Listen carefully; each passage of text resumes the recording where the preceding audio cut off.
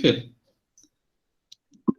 Por causa do meu tratamento para diabetes, né? Ah, sim, também, né? Também. Aí eu peguei a cartinha do médico lá e também corri pro posto e falei, pô, Eu fiz a consulta e da consulta fui no postinho, pra não é, perder tempo, né? se quiser aplicar uma de cada marca aí, pode pôr, não tem problema. Mas, É o jeito, né, professor? né, finalmente ter algum problema de saúde serviu para alguma coisa. Que deprimente, né, Ô, gente? louco, professor, nem fale uma coisa dessa. Não, é deprimente isso, né? Pois é. Eu comentei com a menina lá que estava aplicando, eu falei, finalmente ter achado que eu tenho esse começo de diabetes aqui serviu para alguma coisa. Porque até agora só estava tendo prejuízo, né? Então, Tá louco, professor. mas dos professores mesmo, se dependesse disso, não tinha vacinado, porque ficou só para o ensino básico. Professor de graduação só está podendo tomar da gripe. Vai entender? É que as faculdades acho que não estão fazendo tanta pressão quanto o ensino fundamental, né? Aí não faz pressão no governo, eles vão deixando. É que com criança é um pouco mais difícil ter aula online, né? Eu acho, Nem fale, eu, gente. eu acho que é isso. E hoje, da minha filha que está fazendo sexta série, a professora estava chorando na aula ali. Não. Tava até ouvindo, porque falei, nossa, por que a professora está chorando? Disse que não conseguia dar aula, que as crianças ficam chamando e querem contar alguma coisa, e a Hum? professora estava desesperada, assim, a professora de história, chorando na aula quase. Eu falei, meu Deus do céu, imagine, ela não Não, aguenta. é assim, gente. Pois é, tá difícil, né? O que vocês não falam para os professores da graduação, eles atrapalham tudo que é jeito. Ah, eu tava vindo um pouco ali, meu Deus do céu, tem uns dois lá que se eu fosse professor, eu acho que perdia a estudeira. Eu mandava calar a boca, sei lá, mandava sair da aula online, porque não tem como aguentar. Né, mas tá tenso. A criança não para de falar e chama e quer contar isso, quer falar aquilo. Meu Deus do céu. Pior que é bem isso. A Né? professora Eu falo chorando que ali que não conseguia dar aula, não conseguia dar matéria. Né? a minha irmã é professora de ensino fundamental, né? Então eu sei bem o que é esse problema. Em compensação, a gente que o professor tem que implorar, pelo amor de Deus, falem Ah, sim ou não aqui, senão tu não tá dando hoje aula para ninguém. eu estava conversando com a Luir sobre isso, a gente trocou ideia sobre o nosso problema de imposto de renda e depois a gente estava comentando. Tem turma que é colaborativa de vocês, a gente acha bem colaborativa, né? Conversa com a gente, tudo, mas tem turma que ninguém fala nada. Meu Deus, e assim, pra gente é desesperador, gente. Que a gente é acostumado a conversar na sala de aula, mesmo vocês não ficam sem conversar com a gente. Mas Conversa tanto que até chega o professor falar, cala a boca, pelo amor de Deus, que eu quero falar. bem isso. Mas a gente sente falta disso. Aí tem turma, é sério, turma do sétimo período, eles só têm mania de escrever, não falam. Abrir a câmera. É Até difícil. eu entendo, pessoal. Ah, não quero abrir a câmera, minha casa está bagunçada, eu tô com vergonha. Até a gente entende um pouquinho melhor, mas perguntar, conversar com o professor, falar no microfone, acho que não é tão difícil assim, né? E do ensino fundamental ali, professor, que eu estava vendo da minha filha, eles são obrigados a abrir a câmera porque não tem, assim, como eles saber... Deu muito problema no início, que daí as crianças estavam online lá e sumiam. Chamava a pessoa lá, a pessoa não... A criança não estava. Daí agora diz que é obrigado a ter a câmera aberta, né? E daí a professora falando, olha, só tem 3, 4 que abrem a câmera, não sei se vocês estão aí, ficam conversando, chamam. Imagine, nossa, que loucura, meu. Meu E Deus. E sabe o que é o pior? O pior de tudo é escutar gente falando, escrevendo em rede social que o professor não quer trabalhar. Pois é, né? Isso é uma falta de bom senso e juízo sem tamanho. O professor está muito mais desgastado agora do que no ensino tradicional. Como é que pode, né? Mas é coisa de doido. Brasil, né? Vamos ver o que acontece. Então, vamos para o nosso assunto de hoje. Comentei com vocês que hoje ia deixar um pouquinho mais teórico, né? Vou trazer alguns pontos de revisão e daí a gente vai colocando em prática sobre esses assuntos. Vocês vão perceber que muita coisa do que a gente fala da legislação, ela acaba sendo descolada do ambiente prático. Nossa, professor, como assim? Muitas vezes a gente costuma ajustar fora do ambiente a declaração, as demonstrações, se a gente quiser atender na plenitude a regulamentação contábil. Terrível isso, né? Mas tudo por questão de hábito. Apesar de já ter passado 10, 11 anos, né? Vamos arredondar, do período máximo que poderia ter a adoção das normas, a gente ainda tem problema com sistemas que não geram da maneira que a gente gostaria, ou do jeito que deveria. Então, montei hoje 2 assuntos mais light, mais leves. Balanço patrimonial, que vocês entendem tudo já, né? E a demonstração de resultado. É o professor Marcelo que está trabalhando em intermediária 2, né? É. Ele explorou bem com vocês esses 2 assuntos, 2 assuntos básicos, né? Tá fazendo, tá mostrando agora. Estamos no DMTL. Então, hoje eu vou começar com essas 2. Balanço e demonstração do resultado. As mais simples, as mais tranquilas para a gente elaborar quando fala de sistema contábil. A segunda é um pouquinho mais delicada que a primeira. Então, primeiro, demonstração contábil. Representação estruturada da posição patrimonial, financeira e econômica, né? Isso é o que o CPC 26 preconiza como demonstrações contábeis. Quais os objetivos que o CPC 26 tem? Então, hoje vocês vão escutar bastante CPC 26, tá, gente? Nas informações geradas ou nessas demonstrações. Então, proporcionar informação que seja útil ao grande número de usuários e suas avaliações e tomada de decisões econômicas. Então, ele tenta trazer a ideia de que a demonstração ela tem que ser útil ao maior número de usuários possíveis, mas principalmente útil em avaliação e tomada de decisão. Quando ele vai para esse viés aqui, ele tenta indicar o seu principal público.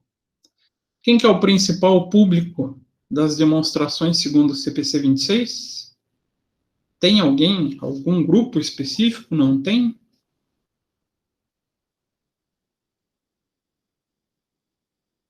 Será? Grupo, sim, para... De usuário. Algum grupo de interesse. Normalmente é um investidor, né? Investidor, empresa. Não entendi muito bem o que o senhor quis perguntar. É igual governo, administração, investidor, que mais? Auditores. Que olham as demonstrações, isso? Isso. São pessoas, grupos sociais que usam a demonstração. Quem o CPC preconiza? Ele dá, assim, a maior atenção para um grupo de pessoas. Quem é? Ele escreve no texto, tá, gente? É o único grupo que ele menciona diretamente. Empresas em geral, seria assim? Ou não? Investidor. Investidor. Investidor. Por quê? Trazer segurança a quem está aplicando dinheiro nessas entidades, nesses grupos econômicos, visando trazer essa garantia, né, de transparência referente à vida da empresa. Por isso que o CPC ele surgiu não, né? O IFRS ele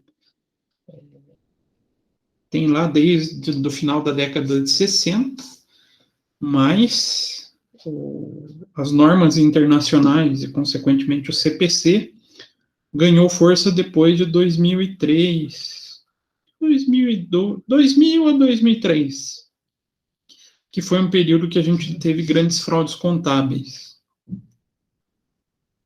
E a segunda, apresentar os resultados da atuação da administração em face aos seus deveres e responsabilidade na gestão dos recursos que lhe foram confiados.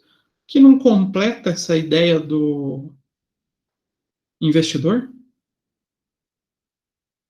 O administrador, o que você está fazendo com o meu dinheiro? Então, o CPC, tanto o CPC quanto as normas internacionais, né, trazem essa figura. Ah, qual a transparência que a empresa tem perante o dinheiro que foi ofertado a elas ou foi injetado na sua movimentação? Então, se alguém pergunta para vocês se tem um grupo, sim, são os investidores.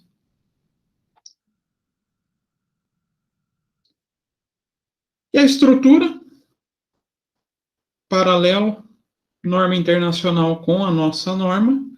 Então, a básica sobre as demonstrações contábeis, quando a gente pensa em Brasil, vou pegar aqui o marca-texto, a gente está falando do CPC 26. E ela tem a correlação direta com o IAS 01. Então, tudo que tem no IAS 01. O que é esse IAS? IAS é a norma internacional, é a norma do IFRS, que fala sobre o balanço, as demonstrações financeiras. Então, a gente tem lá no IFRS 2 tipos de normas.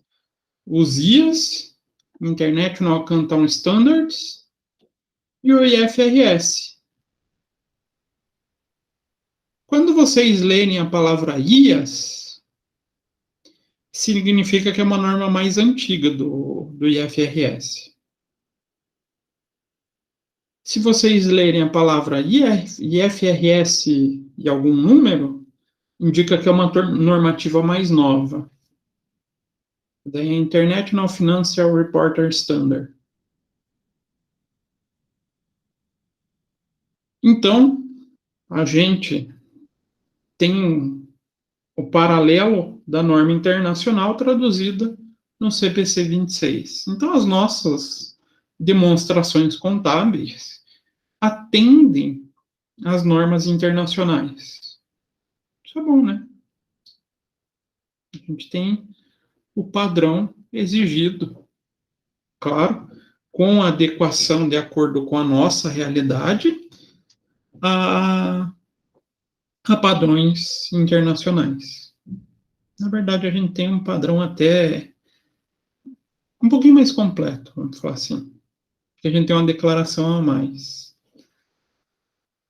E o objetivo das duas normativas, então, é definir a base para a apresentação das demonstrações contábeis e assegurar comparabilidade.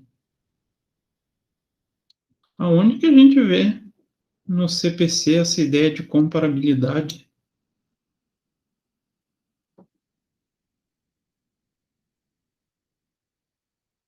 Já apresentaram para vocês? Não apresentaram, né? Essas... Acho que não. Não apresentaram para vocês a figura das... Como que é? Eita, deu branco agora.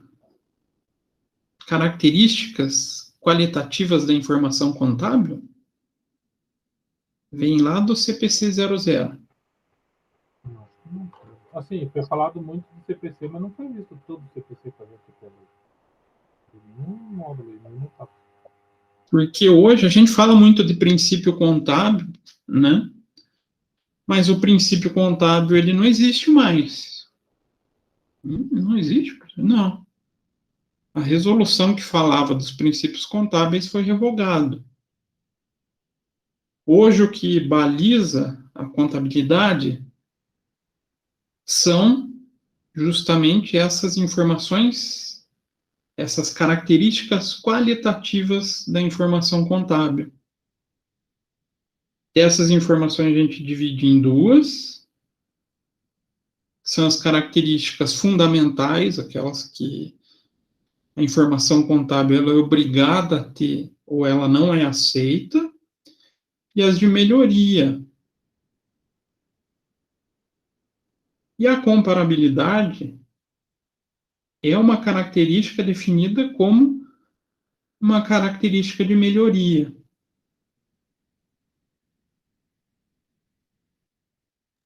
E quando a gente fala em comparabilidade, o que a gente quer trazer? Ou o que a norma quer trazer? Que todo e qualquer balanço seja possível de comparar entre a própria empresa e outras empresas de setores parecidos ou do mesmo setor. A gente consiga pegar e analisar fazendo comparações entre elas. Também é uma baita de uma ferramenta para investidor, não é?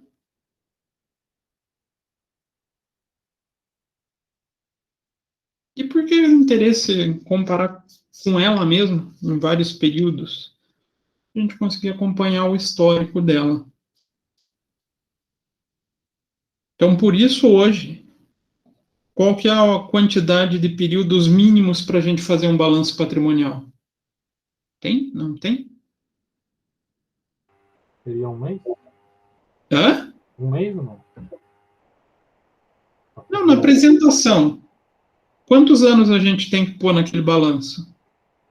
No mínimo 2, né? Comparativo de um ano com o outro.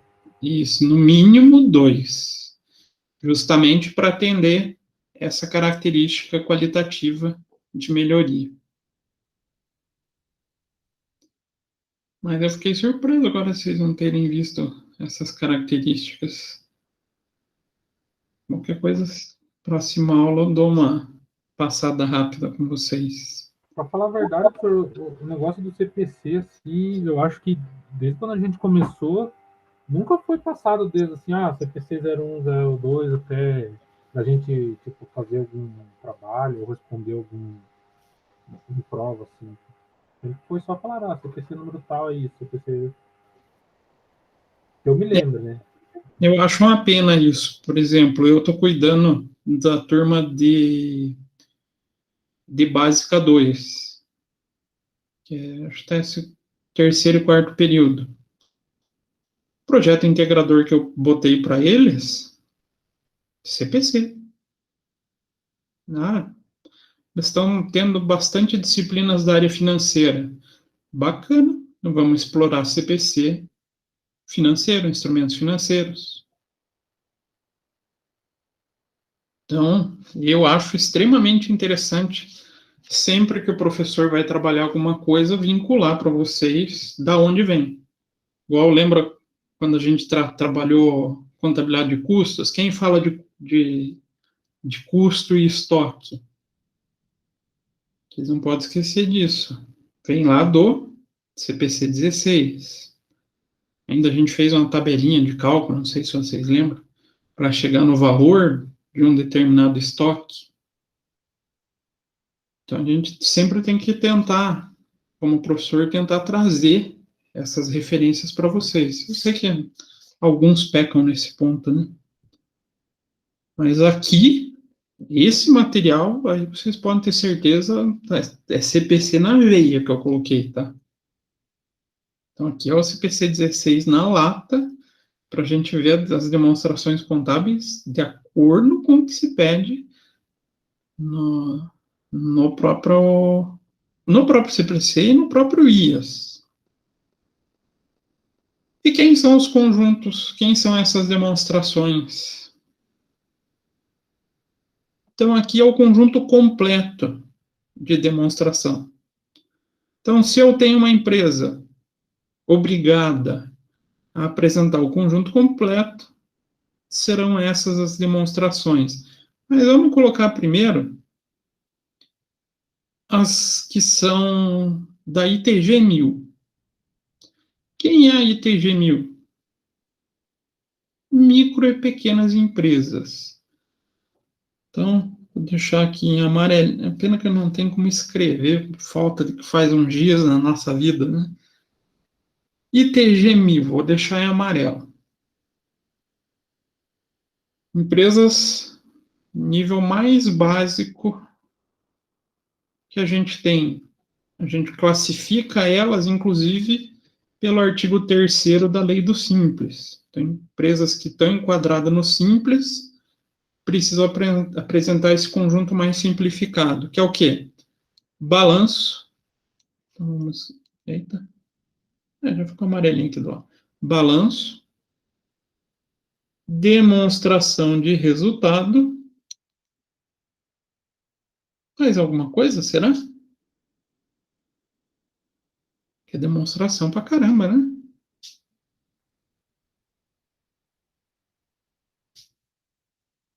ITG 1000. Preciso fazer mais alguma coisa? Então, estou lá no meu escritório, faço só a empresa do Simples. O balanço, a demonstração do resultado do período e notas explicativas, se eu não me engano. Isso. Então, nenhuma empresa, pode ser desde a menorzinha até a mais complexa, tem que apresentar suas notas explicativas.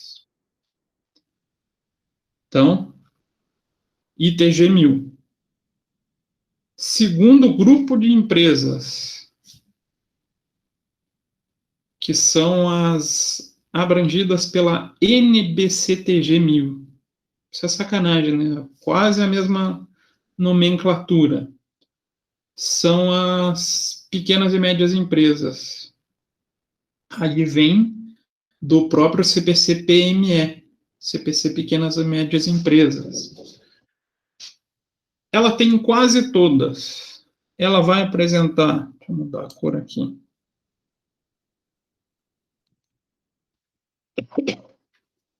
Vai apresentar balanço, vai apresentar demonstração do resultado, vai apresentar demonstração do resultado abrangente, podendo aí ser escolhido se vai ser em conjunto ou em separado com a demonstração do resultado do período, a demonstração de mutação do patrimônio líquido, que pode vir a ser substituída pela demonstração de lucros ou prejuízos acumulados,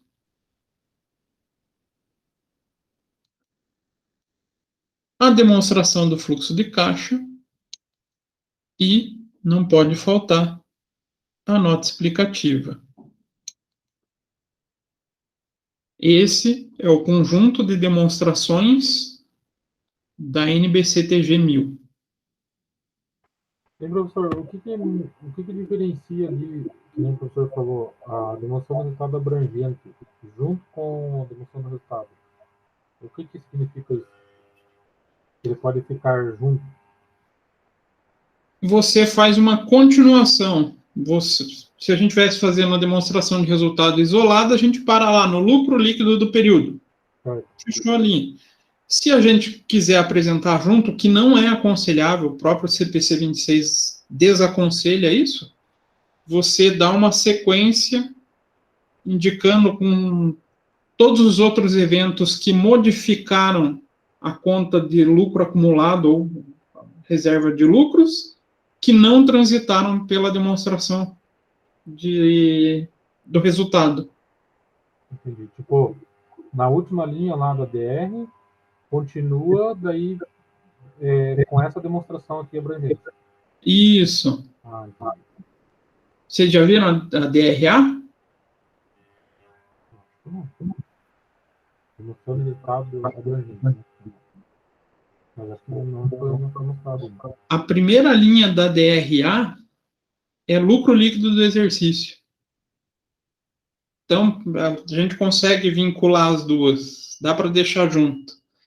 Só que para não gerar confusão, já que ali na DRA vai ter a movimentação de valores que modificaram o lucro, mas que não transitaram pela demonstração de resultado, o aconselhável é fazer separado. E são 5 operações bem específicas que a gente usa na DRA. Por isso que a coitada é esquecida, tá? Ela é bem esquecida. O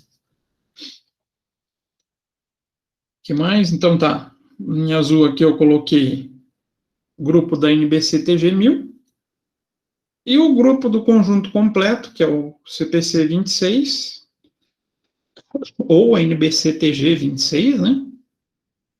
Que são aquelas empresas de grande porte ou que têm a obrigação de prestação de contas públicas,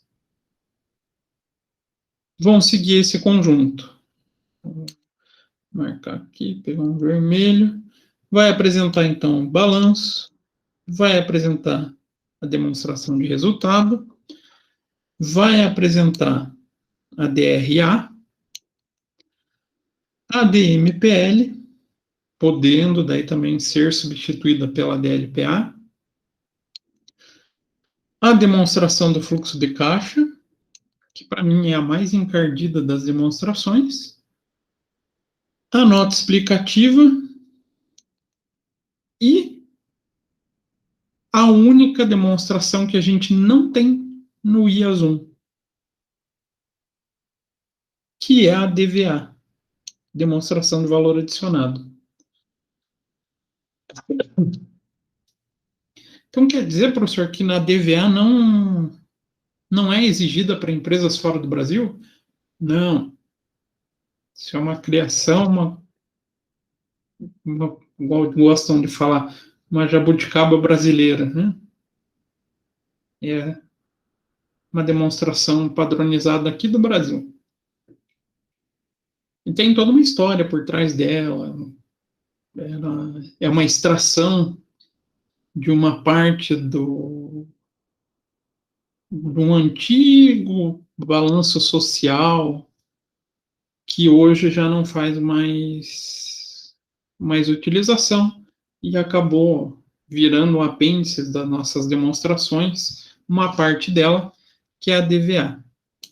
Então, a DVA ela tem cunho realmente social, tá? Explicar como é que a empresa gerou lucro, gerou valor e distribuiu na sociedade esse valor. Então, claro, as mais importantes que um contador tem que saber: balanço patrimonial, demonstração de resultado e nota explicativa. Se não souber essas 3, aí pode abandonar o barco, porque não dá nem para fazer empresa do simples. Ah, não, mas eu quero empresa maior, então vai ter que aprender, pelo menos, até as notas explicativas, né? E a primeira, que a gente tem como obrigatória, balanço patrimonial.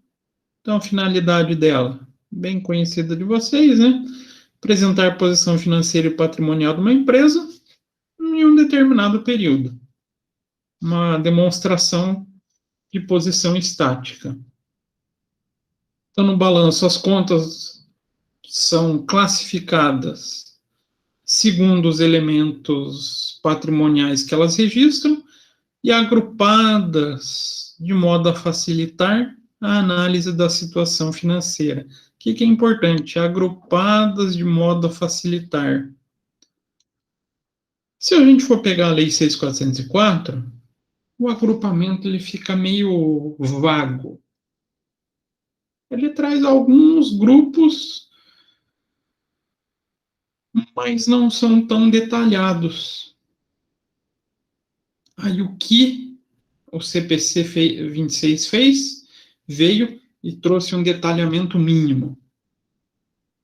Então, grupo de contas mínimos que a gente precisa apresentar.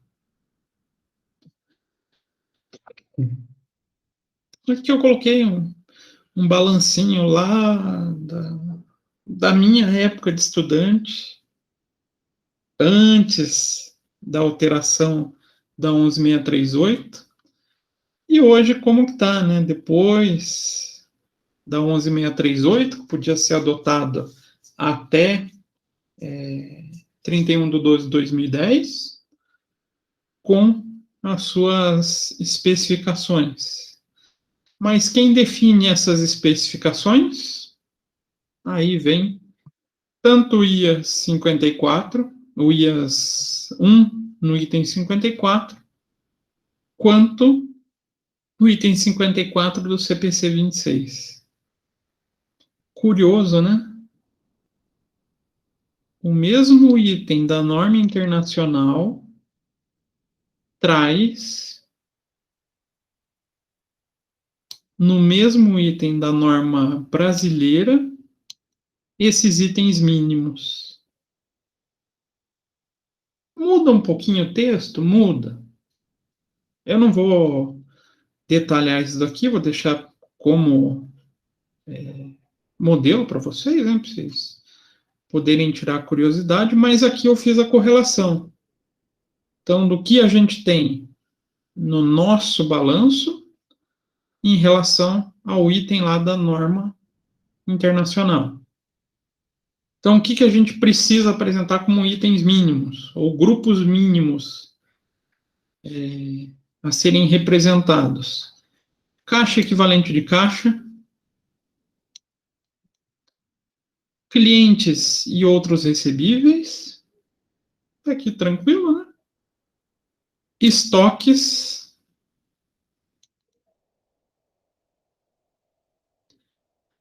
ativos financeiros, aqui começa a trazer um pouquinho de coisa que a gente não está acostumada. O que seria um ativo financeiro?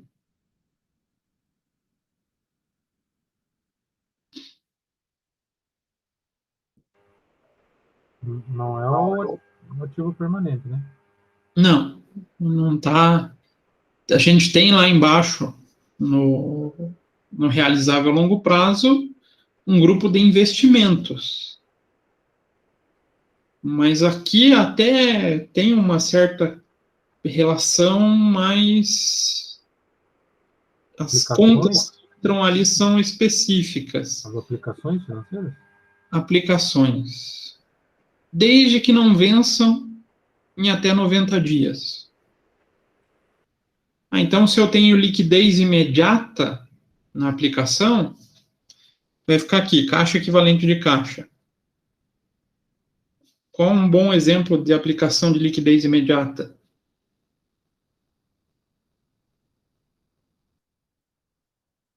O brasileiro adora essa aplicação. CDB? Bom se fosse o CDB, viu? Aplicação imediata?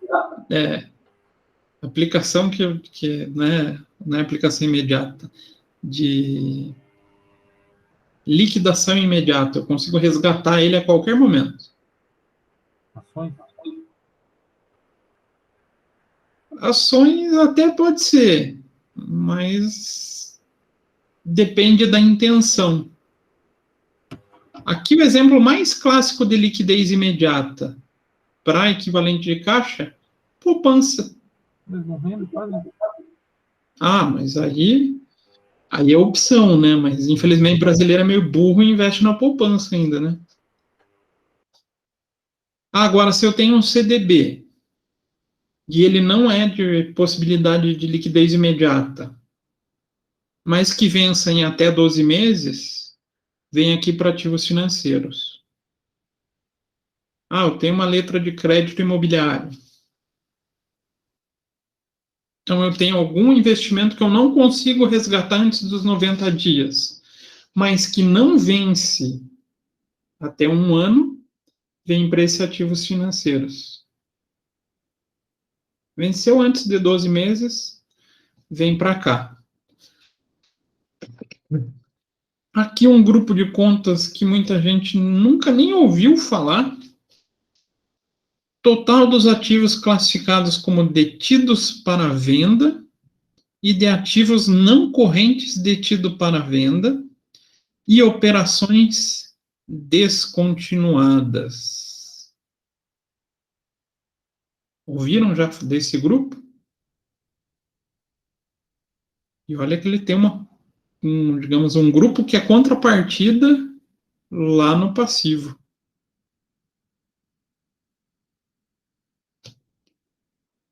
Então vocês têm lá um imobilizado, uma máquina que vocês não querem mais fazer uso dele. Como que vocês vão classificar isso na contabilidade? Posso deixar lá no imobilizado?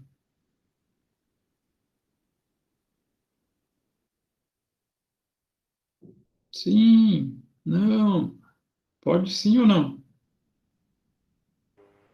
Acho que sim. Sim, desde que você não resolva colocá-lo à venda.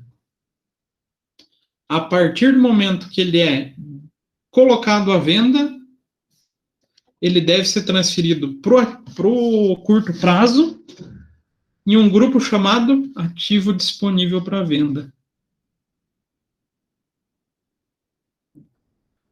Inclusive, a gente cessa a depreciação nesse momento. Se eu disponibilizei o ativo para venda, interrompo a depreciação dele. Então, sempre quando a gente tiver algo que seja do ativo mobilizado, podendo ser um ativo único ou aqui na operações descontinuadas, a figura da unidade geradora de caixa, coloquei para venda, vem para o ativo. Conhece a unidade geradora de caixa?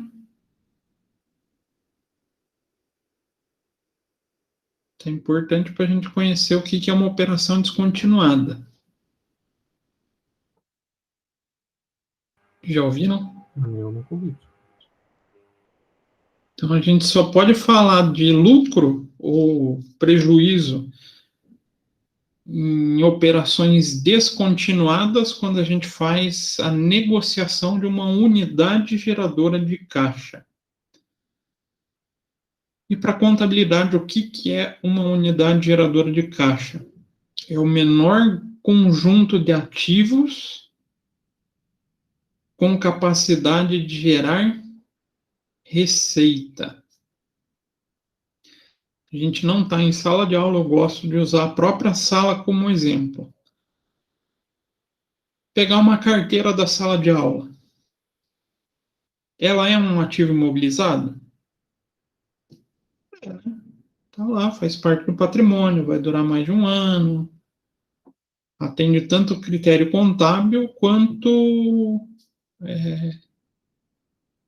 o critério tributário para imobilizado.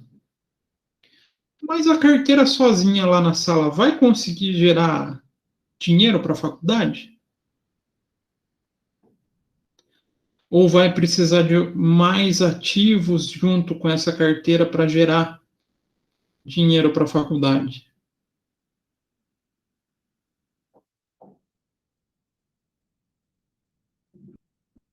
E agora?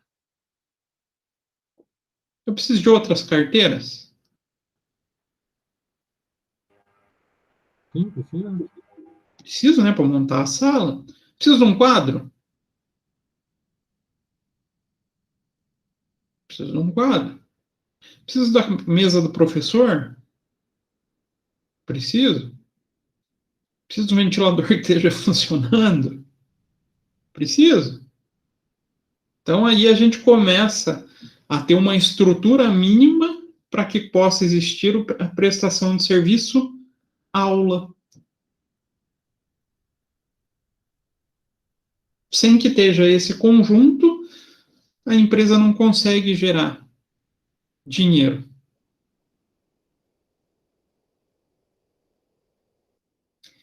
Será que tem imobilizados que eles, por si só, são unidades geradoras de caixa? Que um imobilizado sozinho tem previsão de gerar caixa? Se a gente pegar um caminhão numa transportadora, ele gera caixa? Gera receita? Não. Ele sozinho não gera? Pegar Não um pense no motorista. Se pegar um caminhão, como que é? Não esqueçam a pessoa, tá? O caminhão para uma transportadora. Ah, sim, O caminhão, ele gera receita, porque é o que faz, é o meio de gerar receita da transportadora e o caminhão. Sim. Uhum. Então a gente pode ter ativos que são unidade geradora de caixa, ele sozinho. E tem casos onde, para a gente ter uma unidade geradora de caixa, a gente tem um conjunto de ativos, igual eu falei da sala de aula. Então a gente encontra, quando a gente vê nos balanços a operação descontinuada, é quando a gente está se referindo especificamente à unidade geradora de caixa, tá? Então, ali vocês sabem que pode ser um ativo ou um grupo de ativo que tinha potencial de gerar caixa. Se eu vendo só imobilizado, não entra lá? Não. Outro item mínimo que a gente precisa apresentar: ativos biológicos, quando a empresa tem.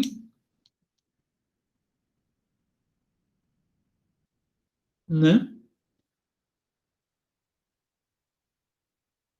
O que é um ativo biológico?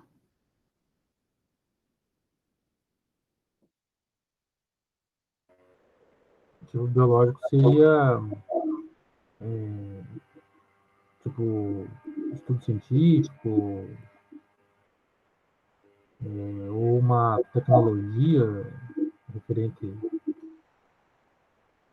à parte científica, assim, não seria? Pensem nessa palavrinha aqui, bio. Bio vem do quê? Ciência. Não é de vida?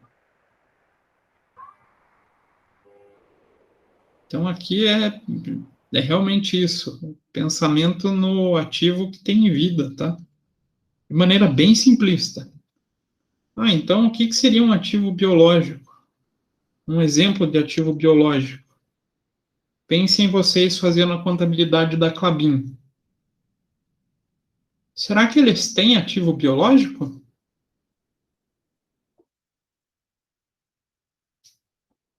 E agora? Primeiro, o que a Klabin faz?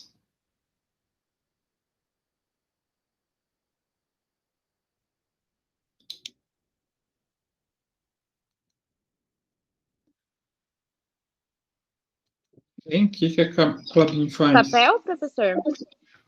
Principal produto, papel. Papel Eles e têm celular. árvore Tem árvore? para fazer papel?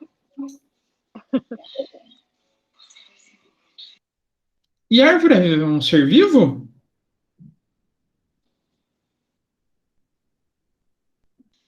Você ameaçou, Bruna, voltou. Não sei. Ô, gente, a aula de biologia é um ser vivo, né? Só é uma planta, mas é um ser vivo. No caso, para a Klabin, o plantio de árvores é onde ela faz a receita, né? Porque ela faz esse papel, né? Celulose. É um ativo biológico que ela tem até o momento que ela utiliza como matéria-prima para a receita.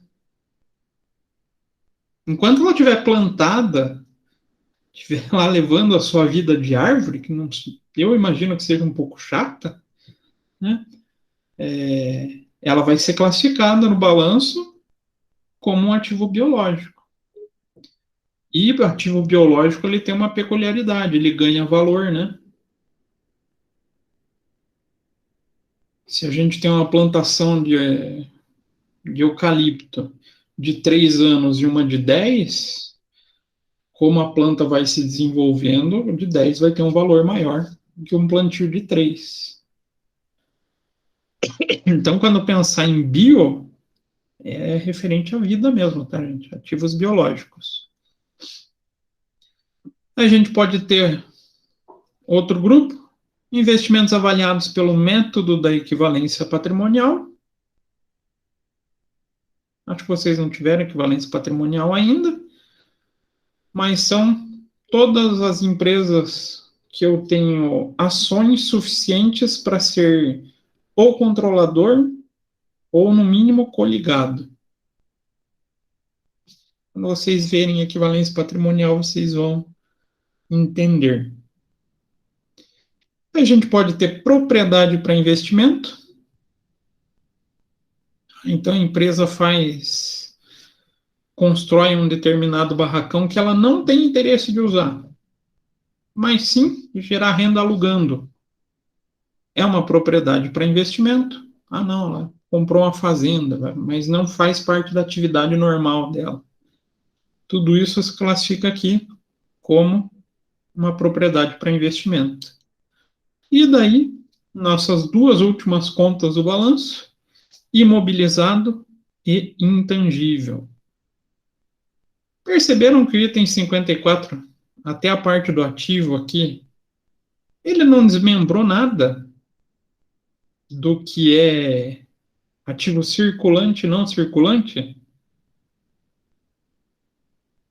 Ele não faz essa distinção. Porque eu posso ter contas tanto do circulante quanto no não circulante que sejam iguais, grupos iguais. Daí a gente tem a característica para distinguir o que é circulante e não circulante, né? Aí do passivo, ele pede contas a pagar comerciais e outras, provisões, aqui cuidado com essa provisão, porque não é provisão para férias, nem 13º, mas sim as provisões definidas pelo CPC 25. Basicamente, passivo contencioso. Obrigações financeiras, obrigações e ativos relativos à tributação corrente. Então, aqui é um imposto corrente, posso recolher.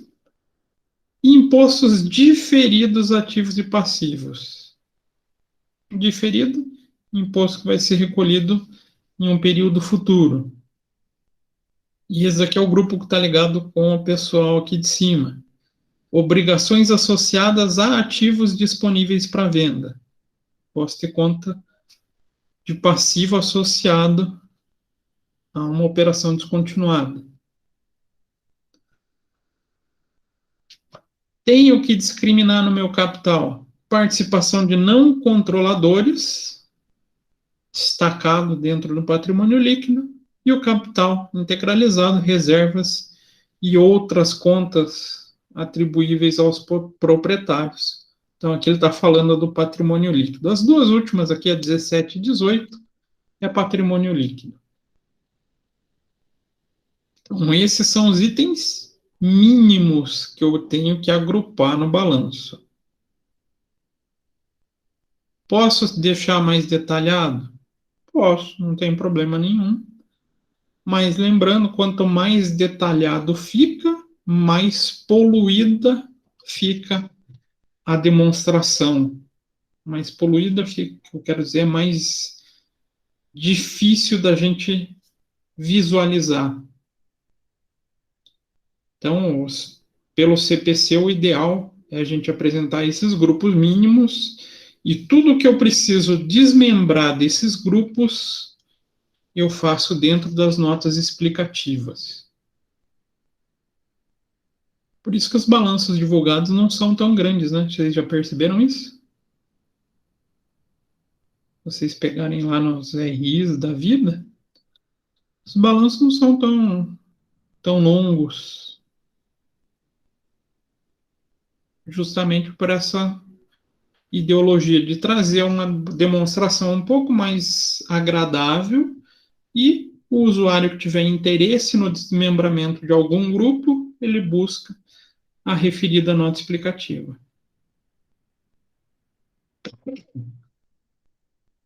Já pela Lei 6.404, a distinção é basicamente, para ver como é muito mais simples, no ativo, ativo circulante, ativo não circulante, composto por ativo realizável a longo prazo, investimentos, imobilizado e intangível.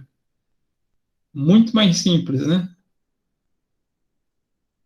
No passivo, passivo circulante, passivo não circulante e o patrimônio líquido, aí dividido em capital social, reservas, ajuste de avaliação patrimonial, reserva de lucros, ações em tesouraria e prejuízos acumulados. Olha que interessante. Não tem conta de lucro acumulado.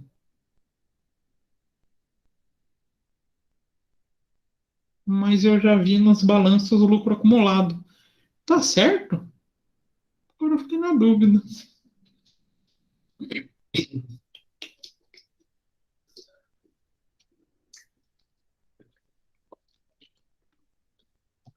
Posso ou não posso deixar o lucro acumulado?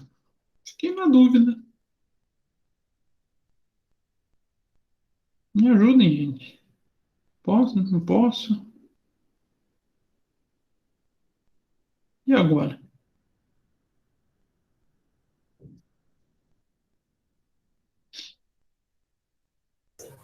Pode, né?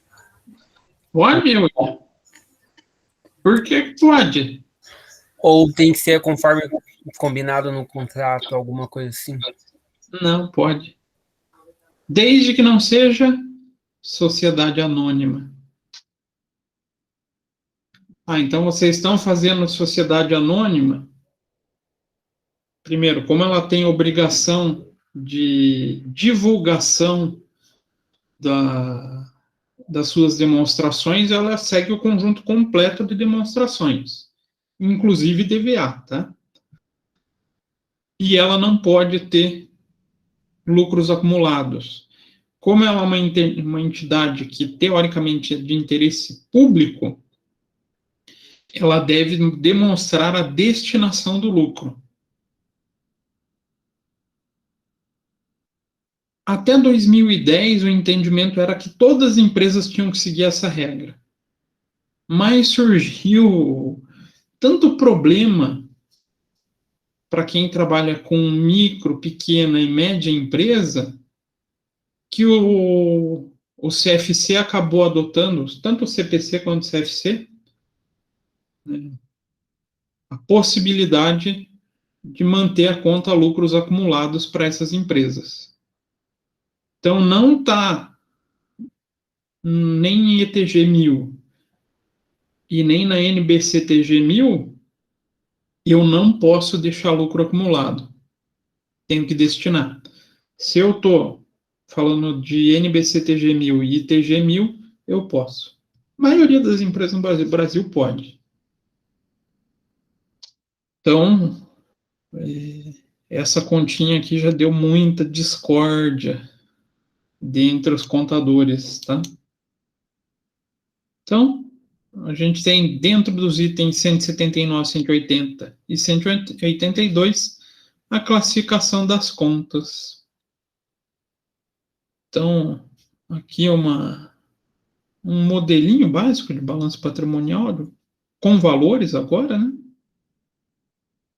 E como que a gente faz a distinção do circulante para o não circulante? E agora? Em geral, a gente lembra sempre dessa regrinha, né? Espera que seja realizado em até 12 meses após a data do balanço. Não é a que vem na nossa mente? Vai ser realizado até 12 meses, classifico como circulante. Vai ser classificado em menos 12 meses, ao contrário, né? Mais de 12 meses, não circulante. Menos, a gente acaba no circulante. Mas tem outras regrinhas. Então, espera que seja realizado ou pretende que seja vendido ou consumido no ciclo normal da entidade, no ciclo operacional. Então, posso ter empresas que têm um ativo circulante com mais de 12 meses?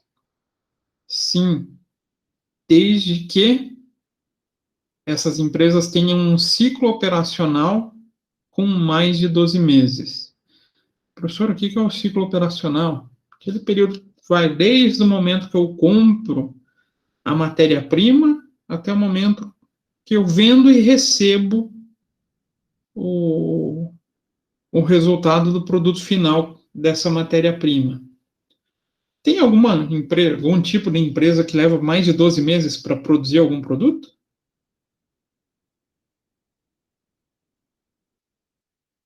E agora? Será que existe isso?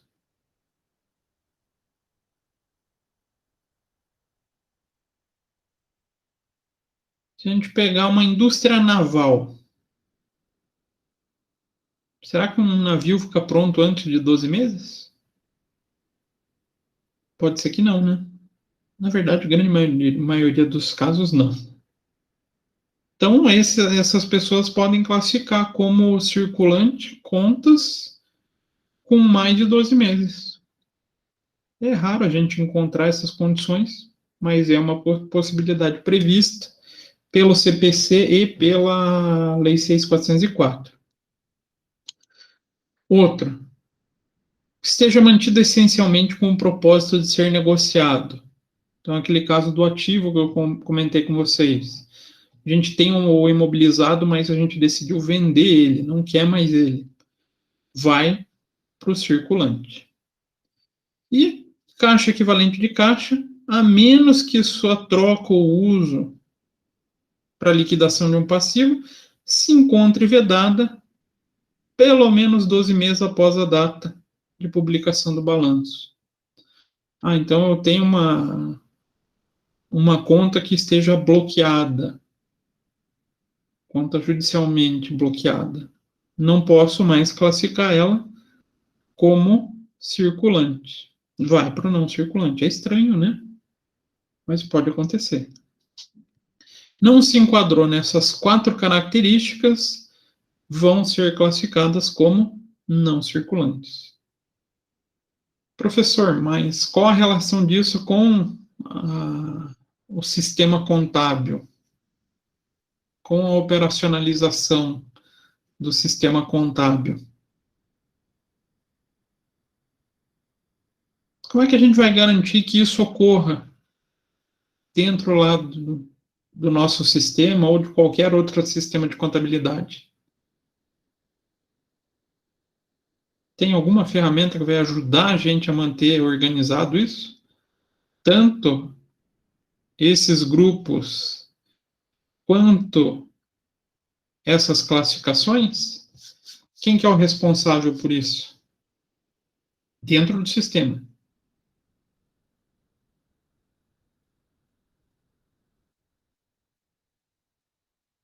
Vocês estão aí ainda? Nosso O plano de contas? plano de contas, isso aí, Vinha. Tem que ter um plano de contas já montado pensando no futuro, quando eu for gerar esse balanço patrimonial. Então, o nosso plano de contas que a gente está usando lá, que é o simplificado, ele vai atender um balanço para fins da NBCTG, para fins da ITG 1000. ele não atenderia o CPC 26. Ah, mas eu quero atender o CPC 26. Acaba tendo que fazer um reajuste na mão. Então, o plano de contas ele tem que ser muito bem pensado já no momento da implantação.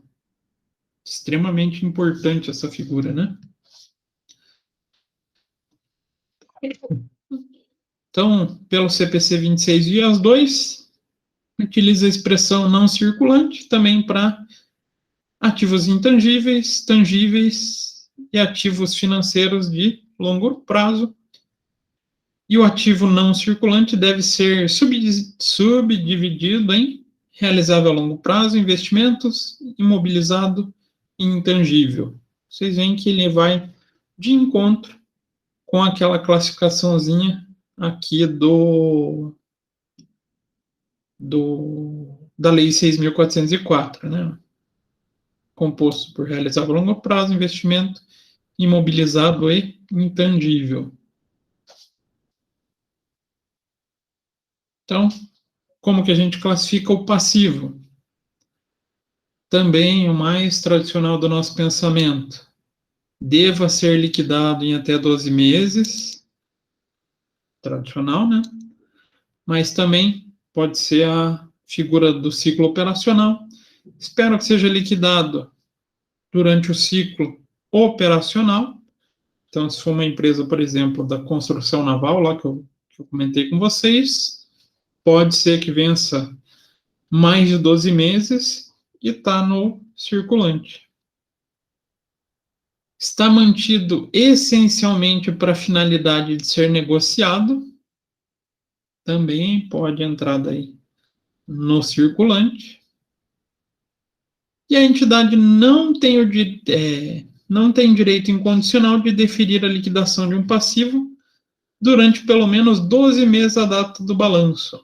Aí lá, no item 73 da norma, vai descrever o que é isso.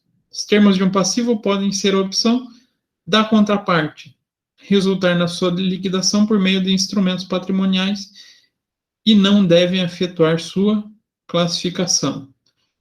Então,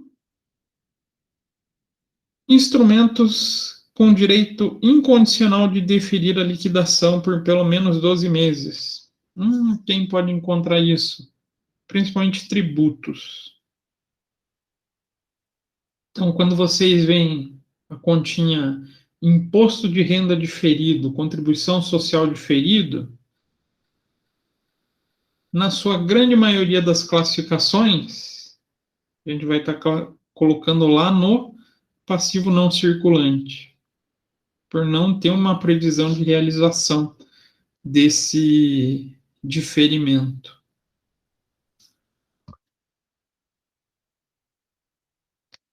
Então, passivo não circulante, tudo aquilo que a gente não classificou como circulante, de acordo com os critérios acima, e o patrimônio líquido,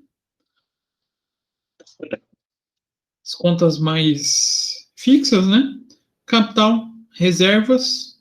Que tipos de reserva a gente tem mesmo? Sempre esqueço. Acho que é 2 tipos, né? E agora? 2 tipos. Reservas de capital e reservas de lucro, né? Então, nas suas diversas classes, tais como capital subscrito, integralizado, prêmio na emissão de ações e daí as ditas reservas. A conta de capital discriminará o montante subscrito e, por dedução, a parcela ainda não realizada, quando a gente tiver o capital a integralizar. Então, vou deixar para falar das notas explicativas mais para frente, quando a gente for montar, mas aqui pede o que a gente deve apresentar como itens mínimos da nota explicativa de um balanço. Vou já deixar como material de consulta para vocês. E a demonstração de resultado. Essa vocês já são mais tranquilos com ela, né? Já estão mais habituados. Então, apresenta de forma resumida e vertical resultados das operações Então, a gente busca retratar na demonstração de resultado perda ou ganho de uma entidade sobre a ótica da aplicação de recurso e origem do recurso. Então, como é que a gente aplicou, da onde ele veio e o que ele gerou. Então, indicando o resultado através dessas origens e aplicações. Então, ela pode ser muito bem trabalhada junto com a DFC para trabalhar a indicação de como o recurso se origina e aonde ele é aplicado pela gestão. Aqui a gente tinha uma demonstração até 2007 que hoje a gente nem usa mais ensinar nos cursos. Mas quem tiver curiosidade para saber sobre a DFC, o que aconteceu, ou como originou a DFC, da onde que ela veio da segregação do ar. Do ar.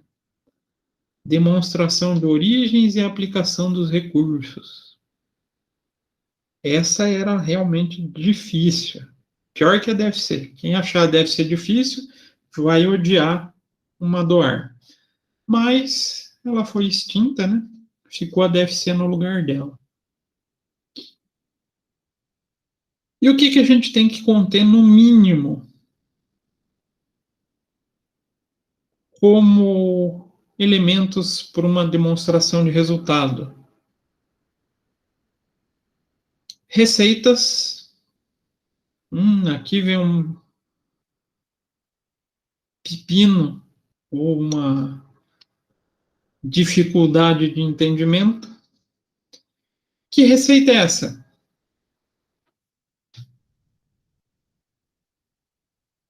Vejam que ele só fala receitas.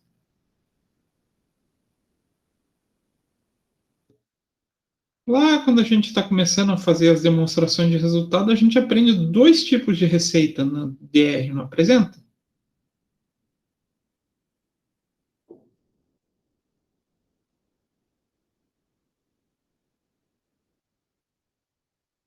Sim ou não?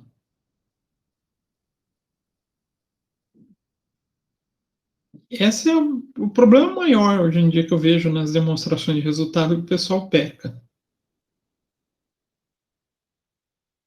Ali, o CPC 26 quer tratar a receita líquida. Então não precisa pôr deduções da receita e receita bruta na demonstração de resultado? Não. Posso colocar em nota explicativa, é o ideal, mas o CPC ele indica que a gente comece com as receitas que são valores efetivos da empresa. Então, por isso as demonstrações hoje das empresas que seguem o CPC à risca já começam como receitas. Não tem lá daí deduções da receita, IPI, ICMS, não. Isso a gente vai buscar numa nota explicativa, como é que ele chegou nessa receita. E a segundo elemento necessário, custo do produto vendido, ou custo da mercadoria, ou do serviço vendido. É aqui, tranquilo, padrão, né? Lucro bruto, que vai ser o resultado de A menos o B, né? Também pode ser chamado de resultado. Então, vocês podem encontrar demonstrações onde a palavra seja resultado. Eu, particularmente, prefiro lucro porque resultado pode gerar uma confusãozinha com receita, mas quer dizer outra coisa. Então, lucro ou resultado bruto. Aí a gente vai ter só um item aqui. Despesas com vendas gerais administrativas e outras despesas e receitas operacionais. O que a gente costuma ver lá no começo, quando a gente está começando a explorar a demonstração de resultado? Separar em no mínimo 3 isso daqui, né? despesas com vendas, despesas comerciais e despesas financeiras. É assim que vocês viram? Sim, não? Talvez. É o mais comum. O CPC, se vocês quiserem apresentar uma linha só com tudo isso, pode. Vai ficar uma demonstração um pouquinho mais pobre, mas está atendendo a norma. Só que daí vocês vão ter que detalhar em nota explicativa. Aí aqui começa algumas continhas atípicas na nossa vida. Preciso ter uma linha específica. Quando eu tenho equivalência patrimonial, uma indicação. Parcela dos resultados das empresas investidas reconhecida por meio da equivalência patrimonial. Uma linha específica para ela.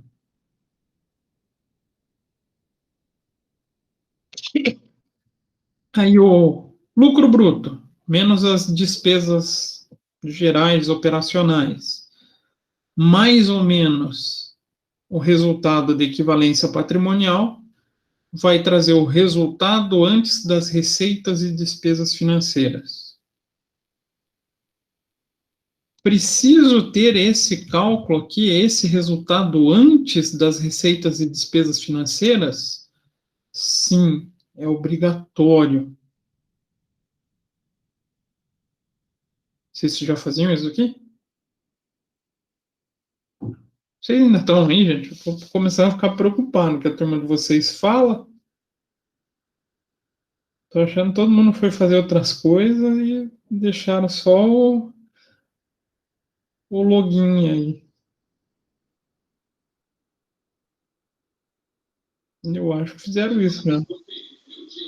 A Bruna abriu pelo menos o microfone. Ufa, tem alguém me ouvindo. Tô ouvindo, professor, só não respondi. Não, mas o silêncio está tão grande que eu fiquei assustado. A Sara e a Ana, geralmente, elas não falam mesmo, né? Mas pelo menos elas escreviam, nem isso elas estão fazendo. Então a gente tem que ter essa continha, tá, gente? Resultado antes das receitas e despesas financeiras, obrigatoriamente. Isso daqui, quando vocês chegarem lá na análise de demonstrações contábeis, quando vocês forem ver cálculo do EBITDA, vocês vão entender o porquê dessa continha. Aí, claro, se aqui é o resultado antes das receitas e despesas, a gente vai ter a despesa e receita financeira, para chegar na continha, resultado antes do tributo sobre o lucro. Aí a gente vai ter a continha despesa de tributos sobre o lucro, imposto de renda, contribuição social, basicamente, né? E o resultado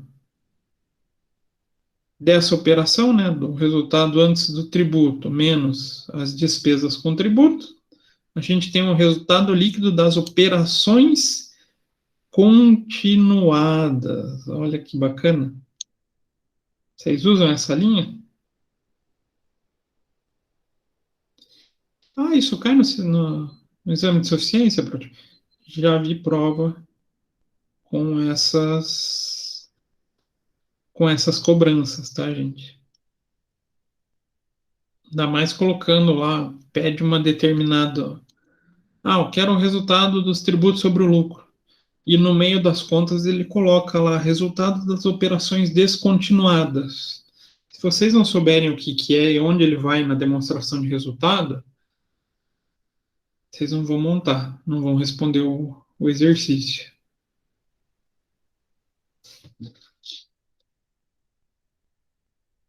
Depois, a gente vai apresentar de maneira líquida, ou seja, já o valor receita menos os custos, resultado líquido. Após os tributos das operações descontinuadas, então coloquei lá para vender o meu ativo que seja uma unidade geradora de caixa. Descontei tudo que eu tive de custos para essa venda, eu chego aqui no resultado após os tributos. Lembra muito a figura do antigo não operacional. O pessoal que mexe com imposto de renda até vai ter mais lembrança desse não operacional. Mas até no imposto de renda eles vêm mudando um pouquinho esse conceito. Mas aqui serve também para base de cálculo para ganho de capital. E resultado após os tributos decorrente da mensuração a valor justo, menos a despesa de venda, ou na baixa de ativos, ou no grupo de ativos à disposição para venda, que constituem uma unidade operacional descontinuada. Então, a gente vai apresentar o resultado das operações descontinuadas. Então, o resultado líquido da operação continuada, mais ou menos, aí vai depender do valor, né? Do resultado das operações descontinuadas, nós chegamos no resultado líquido do período. É assim que vocês conhecem a demonstração? Sim, não, talvez. É possível, quem sabe? A maioria que você falou, sim. Tem algumas continhas aqui que são pouco faladas, né? Sim. A linha que o pessoal mais se bate é essa daqui. Falar em operação continuada e descontinuada. Isso daqui é... Se quiser pegar aluno, é só botar essa linha. Ou só botar essas duas linhas. Porque é pouco falado. Mas a gente tem que lembrar dessa figura da operação descontinuada, da venda de uma unidade geradora de caixa.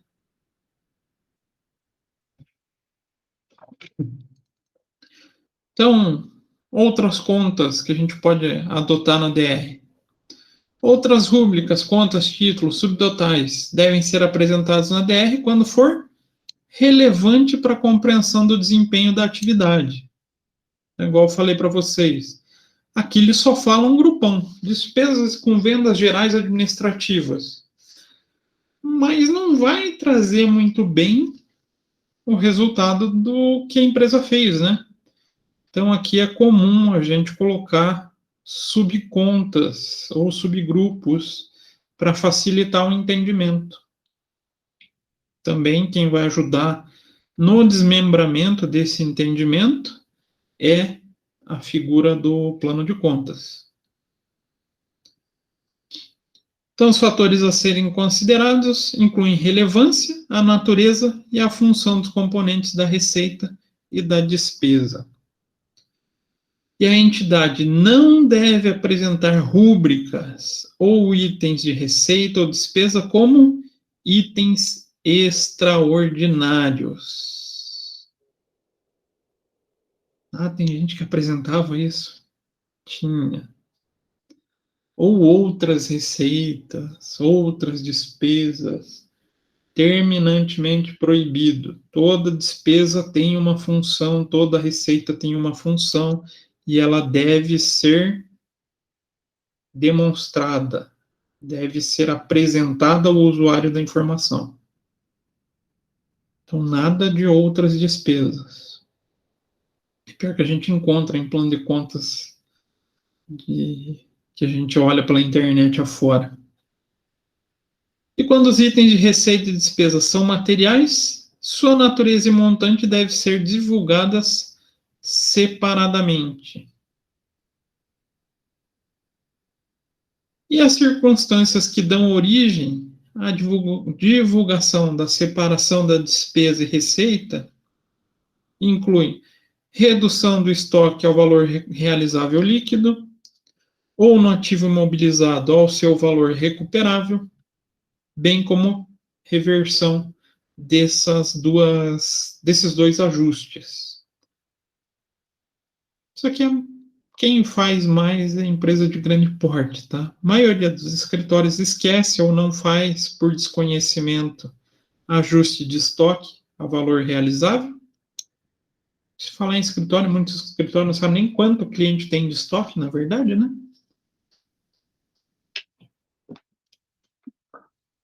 E muitas empresas não fazem teste de impairment nos seus ativos, não fazem o ajuste a valor recuperável. Esses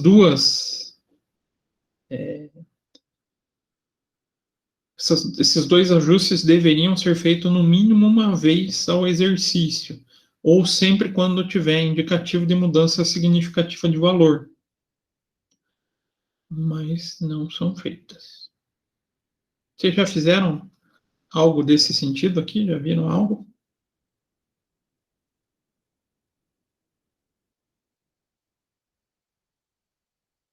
Não? Sim? Talvez? O dito impairment? Não, senhor. Não. Não? Geralmente ou se vê em intermediária 2 ou em avançado, pode ser que vocês vejam. Mas é um cálculo bem facinho. Eu já costumo passar na básica, o de ativos. Então, a gente tem aquelas contas como a estruturação da nossa demonstração, né? Então, a gente tem divulgação separada de itens de receita e despesa. Esse é o primeiro caso. O segundo, reestruturação das atividades e reversão de qualquer provisão. Baixa de itens do ativo mobilizado, tranquilo, né? Baixa de investimento. Aqui, se eu tiver a operação descontinuada, vou descrever o que é essa operação descontinuada, qual a unidade geradora de caixa que eu estou me desfazendo, solução de litígios e outras reversões de provisão. Tudo isso aqui não vai na demonstração de resultado. Vai aonde? Falou em divulgação, nota explicativa. Então, supondo que aqui eu tenho um valor aqui, de operação descontinuada que eu vendi 2 fábricas. Aqui vai um valor só das 2 operações. Mas lá na nota explicativa, eu vou ter que me descrever. O que eu me desfiz? O que aconteceu? Mesma coisa para o ativo imobilizado, a mesma coisa para investimentos. Nota explicativa, então, vou deixar mais para frente. Então, esses são os elementos mínimos que a gente tem no nosso balanço patrimonial. E na nossa demonstração de resultado. Qual que é o grande problema?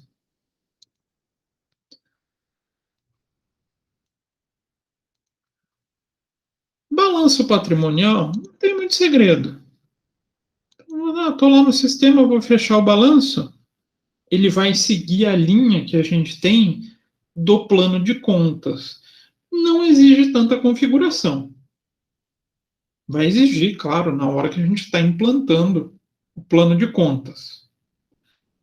Quem começa a dar dor de cabeça para o contador?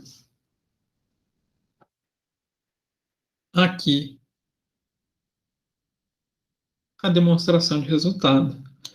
Por quê?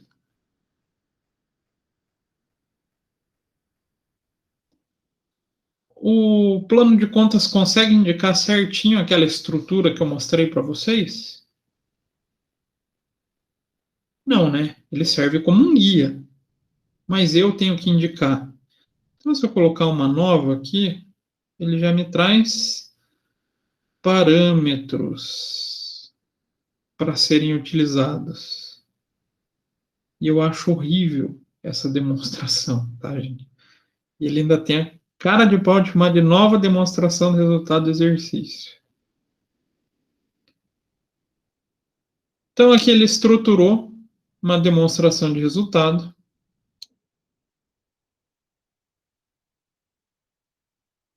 Né?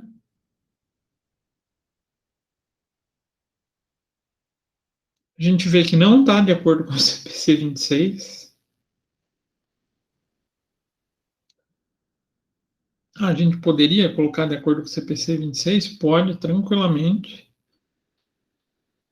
Mas toda continha que a gente tiver aqui, a gente vai ter que vincular aonde? Lá no nosso plano de contas. Ah, eu vinculei errado, vinculei certo. É o que vai garantir se a demonstração de vocês vai sair certa ou vai sair errada. Tranquilo? Dúvidas, perguntas?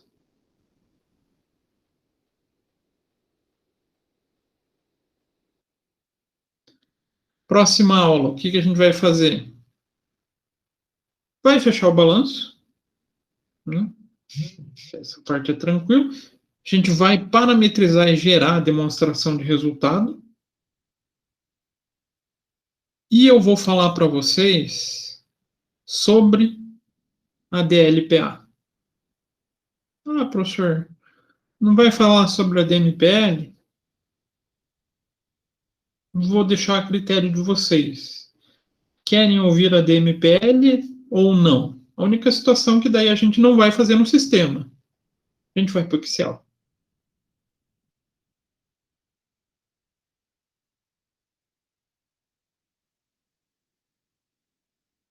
E agora?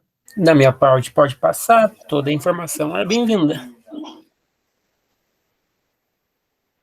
Que a DLP ela é muito tranquilinha. Vocês vão ver que ela é bem simples. Até para parametrizar ela é simples. Ó. Não tem muita coisa que a gente tenha para parametrizar. Mas a DMPL é um pouquinho mais detalhada. Por isso que muito contador nem usa a DLPA. A maioria dos contadores faz já a DMPL direto, porque mata a DLPA junto. Aí, como a gente não vai ter muito trabalho aqui, eu acho que dá para a gente fazer a DMPL, mas eu deixo a critério de vocês. Fazemos ou não fazemos? O voto do William foi positivo. André, Sara, Ana, Bruna? Acho que sim. Ele também quer fazer. Então tá. Então, próxima aula. Eles não são assuntos tão extensos, tá? Quanto o balanço e a demonstração de resultados seguindo o CPC 26. Então, na próxima aula, nosso trabalho vai ser parametrizar a demonstração de resultado, fechar o balanço, daí é encerrar o exercício praticamente e gerar o balanço. E a gente vai falar da DLPA e da DMPL, tá bom? Então, essa semana vocês vão ter uma semana de tranquilidade, não vão ter trabalhinho para casa, mas na próxima semana daí a gente prepara algo para vocês. E, não tendo dúvidas, acho que encerramos por aqui. Na verdade, eu sei que dúvida vai surgir a hora que a gente for fazer, né?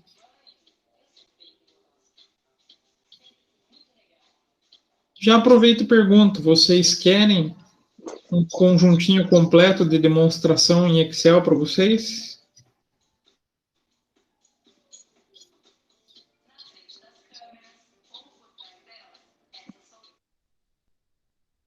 Sim, não, talvez? Que é o quê, professor? Um conjuntinho, um modelo completo. Então, aquele modelinho ali com todas as demonstrações do CPC no Excel para vocês terem guardado? Ah, eu quero? Então, eu vou passar para vocês. Esse modelinho foi feito com a ajuda do Zafra, tá? Não sei se vocês conhecem o Zafra. A gente montou com um grupo de professores aí para deixar um modelo bacana. Então, ele segue plenamente o CPC 26. Vou passar esse modelo para vocês. Tá bom? Beleza. Então tá, gente. Então a gente se vê terça-feira que vem, se tudo permitir, se Deus quiser, num dia mais quentinho, né? Pra vocês não estarem cochilando igual se aparenta que vocês estão aí do outro lado. Ah, essas aulas online aí é foda. Ah, mas pense pelo lado positivo, não tá tendo que enfrentar o friozão no centro, né? Tem seu lado. Tudo na vida tem prós e contras, né? Então, mas, sério, eu prefiro estar em sala de aula, já não vejo a hora de voltar. É o que a gente estava falando, o André estava comentando no começo da aula. O professor está sofrendo muito com esse negócio de online, gente. É um sofrimento meio sozinho, meio solitário dos professores. Mas, no final vai dar tudo certo, se Deus quiser. Ah, todo mundo tá sofrendo, né? Porque a gente não tá acostumado, né? A gente entrou para a faculdade para ir para aula presencial, né? E daí complica. Não, e pensem pro professor, gente. A gente está tendo que se desdobrar numa coisa que a gente não era acostumado. A gente estava acostumado a vai para a sala de aula, escreve no quadro. Tem professor que nem tinha trabalho de preparar material, né? Porque já tem tudo na cabeça. Agora não, a gente tem todo um rigor para seguir, né? Se Deus quiser, logo passa. Vamos rezar, né? Mas então tá, gente. Nos vemos semana que vem. Vou interromper aqui, senão vai ficar grande.